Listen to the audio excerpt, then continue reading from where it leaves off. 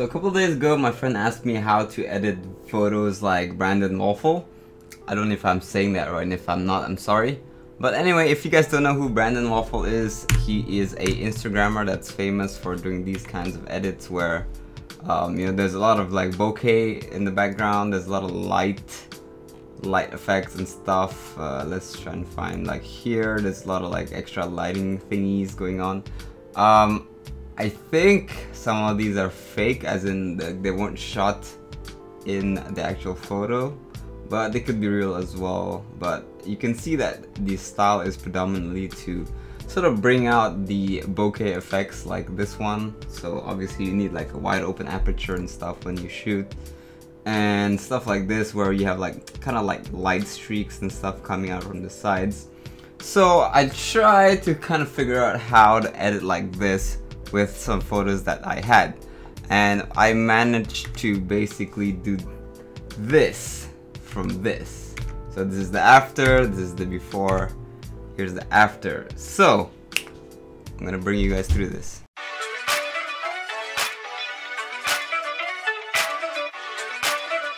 I'm actually gonna be using Lightroom for this, so you can see here this is the before and after shot, but it's a bit different from the after because you can see all these like light kind of like light lens flares and stuff. But don't worry, I'll show you how to do that. So first thing is, I'm just gonna do the same with this photo. So I like to start off with the base edit that gives it sort of this film-like look. It's just a stylistic choice that I like to do, but you don't have to do it, so let's just go without it. But I'm gonna show you how that's accomplished anyway. So first thing is you bring the tone curve up a bit here, this part down, this part a bit up, and then this one, you know, depending on what you like. Maybe this is too much, so yeah, maybe we'll start here. So it gets rid of the before. Alright, now you're just gonna play with your exposure. So I'm just gonna bring it up a bit. It's a bit noisy. I think it was taken at, okay, 1000 ISO is not bad, so I can push the exposure quite a bit. With more contrast, maybe highlights. I'm gonna bring the highlights a bit down so I can see a bit more detail of the background there. Shadows definitely a bit up to brighten up the picture a bit. Whites also maybe slightly down, and then blacks a bit up. Clarity I want to push a bit, because in Brandon's pictures all the, you know, the edges and stuff are, and the detail in the hair here and stuff, it's quite well defined, so I think that's a bit of a clarity boost, or at least I think that's the easiest way to replicate it. Could be wrong, but anyway, so clarity boost, and you can see that there's still, I mean, there's gonna be some noise build up. So luckily Lightroom has a denoise, so I'm just gonna pump the denoise up a bit. Where is denoise? Noise reduction, 21. Yeah, 21 is not too bad. You still kind of want a bit of that green because I think it looks pretty cool. Sharpening, we'll just leave it there.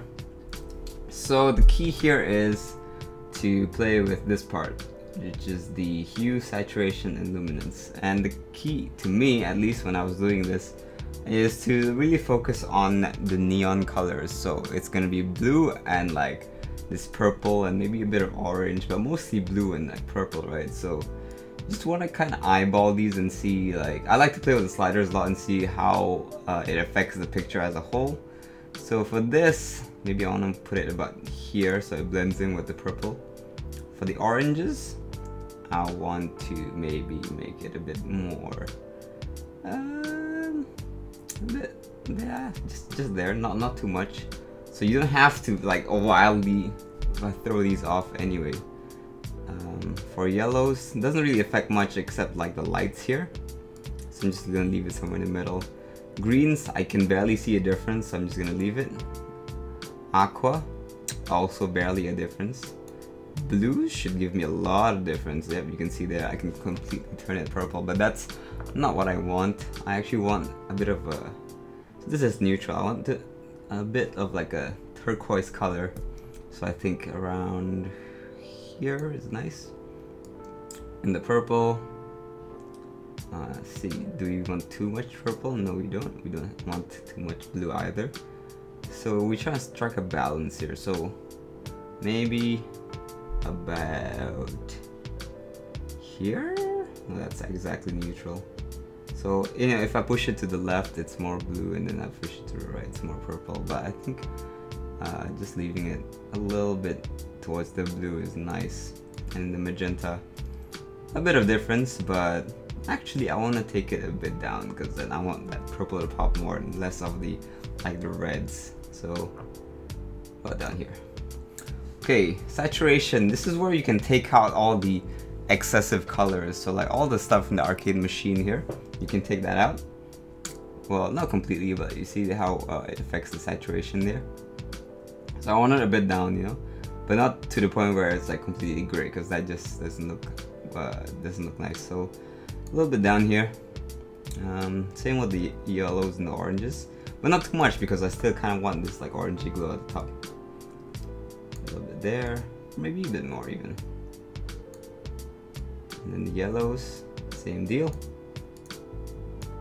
So when I'm playing with these curves, I try to make sort of like a curve of some sort of shape, and I found that it works well that way, so that it doesn't throw any color off balance too much, and it just looks more natural that way. The greens pretty much does nothing because there's not a lot of green. Blues, I mean aquas, also nothing. So here is of course a big one, the blue. So maybe just a bit more blue, or a little bit less. So a lot of this is really just eyeballing and see what you like. I'm just gonna put it like here with the purples. Same deal. And the magenta. For the magentas, I'm just gonna try and make it look as natural as possible. So maybe here. Alright, luminance. Next part. This controls how sort of like bright the colors, certain colors are. So again, this is an opportunity for you to sort of like take out or suppress different colors. So I want to kind of suppress the arcade cabinet. So if you look like before, the arcade cabinet is really colorful, but now it's kind of like muted. It's all sort of like the same color, you know. Bowser's lost his greens, and like, you know, just look at the difference here. And this is, again, it's a stylistic choice. You don't have to do it this way, but I like it because I can focus more on the blues and the purple coming from the neon lights in the scene. So oranges, same deal. Put it up. And again, I'm just sort of like drawing a curve here, not paying too much attention to the minor details of the photo.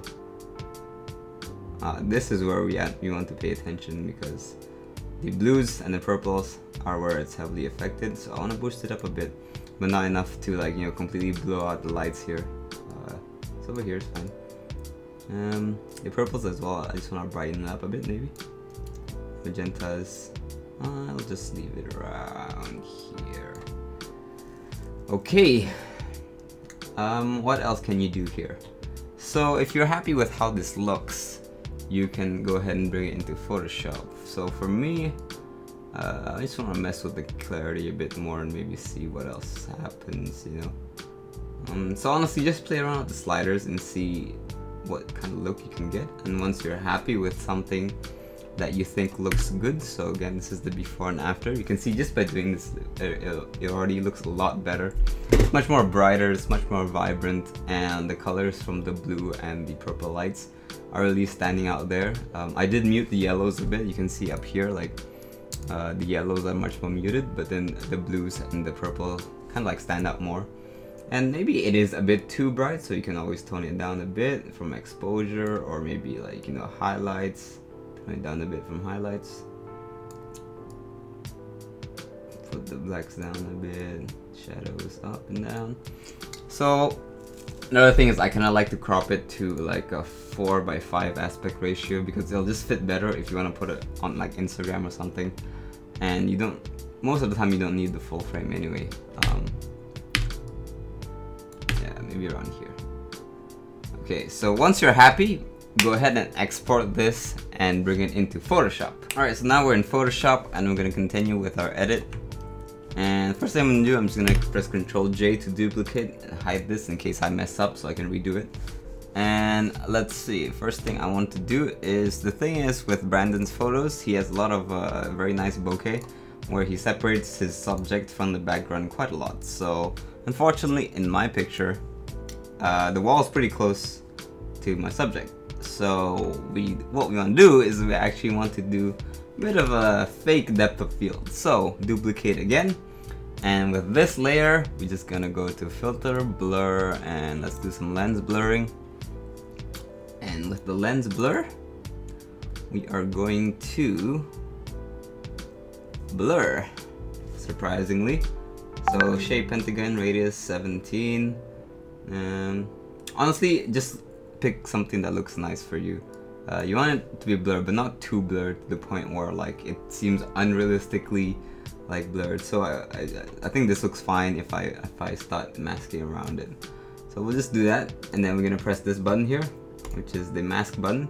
Click on that, press B to bring up a brush, and we're actually just gonna brush away at the areas that are supposed to be in focus. So I'm using a 300 pixel brush with 0 hardness. So it's got a very soft edge, and you can see that as I start chipping away, the edges are actually getting blended into the background quite nicely. And I'm just gonna keep doing this. If I need to change the shape of the brush, I can just do so using my square brackets and put it down a bit for the finer details of the picture, like the drink in the hand here.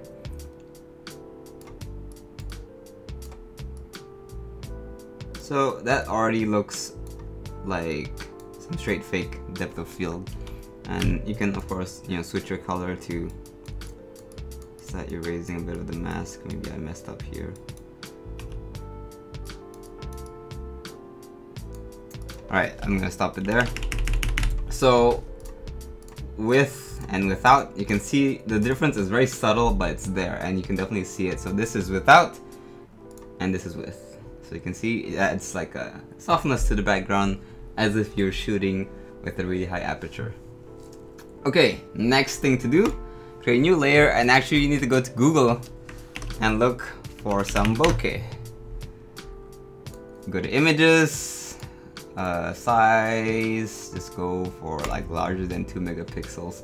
So you got a lot of nice bokeh over here. We can just pick anyone, really, anyone that you think looks nice. The color doesn't matter so much, but maybe not something that looks too crowded like this one. I think it's a bit too much.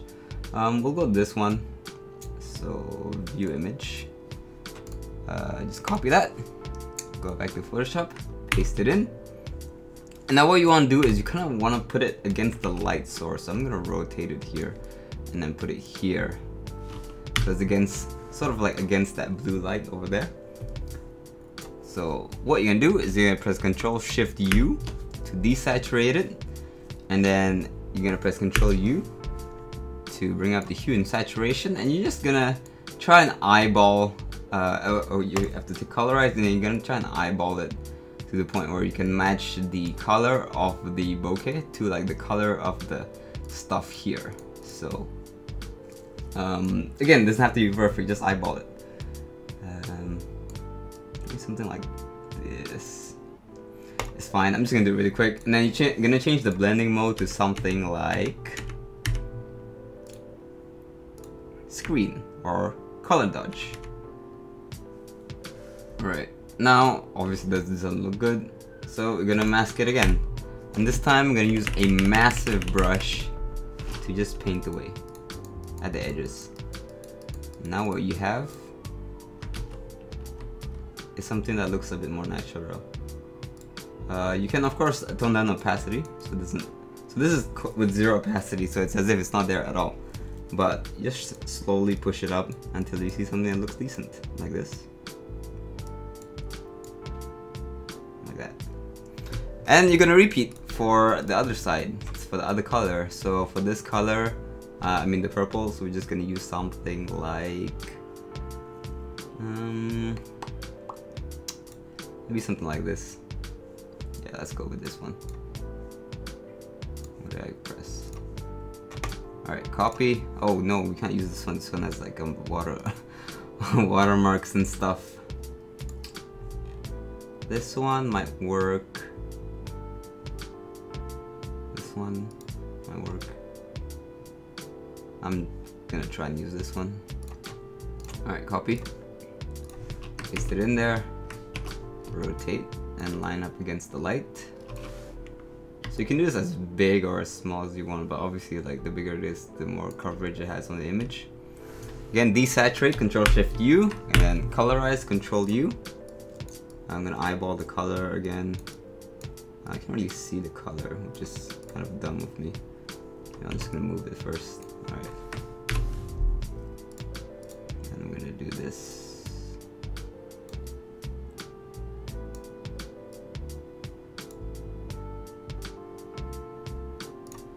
It's not perfect, but again,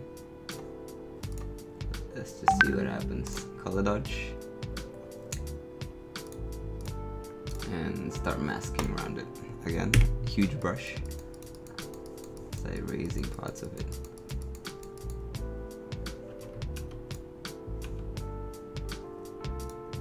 Opacity down. Actually don't quite like the image so much because it's such huge blocky like bokeh here, but you know, we'll just like size it up a bit and see what happens here. And then maybe paint in a bit more shine.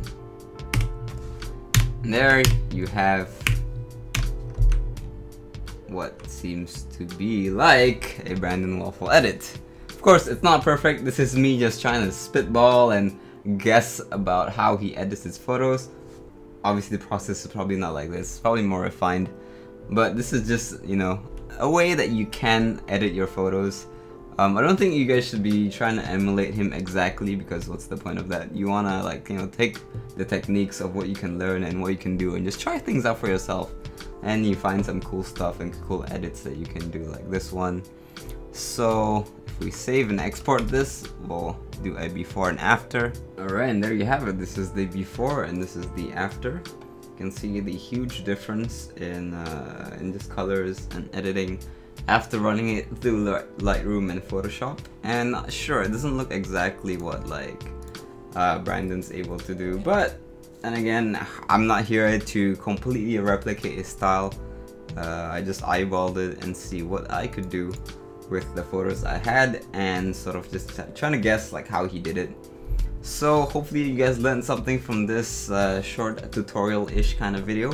Let me know if you enjoyed it, if you learned something, or if you have any questions, let me know in the comments below, and I'll see you guys next time.